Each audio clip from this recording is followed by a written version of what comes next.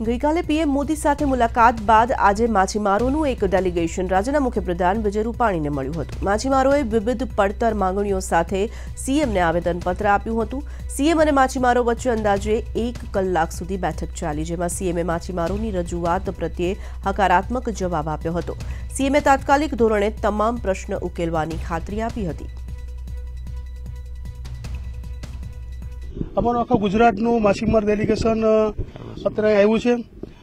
ગુજરાતના માંડવીથી લઈ અને નવસારી સુધીના તમામ માછીમાર આગેવાનો માછીમારના પ્રશ્નો માટે અમે 3 દિવસ દિલ્હીમાં માનનીય વડાપ્રધાન શ્રી અને કેન્દ્રીય મિનિસ્ટરમાં ગડકરી સાહેબ, રૂપાલા સાહેબ, વીકે સિંહ સાહેબ એમને પણ અમે પ્રશ્નો રજૂઆત કરી છે। આજે માનનીય મુખ્યમંત્રી શ્રી વિજયભાઈ રૂપાણી સાહેબને પણ અમે આ જ પ્રશ્નો માટે મળ્યા અને માછીમારોના જે વર્ષો જૂના પ્રશ્નો જે છે આ પ્રશ્નો ઉકેલાય નથી।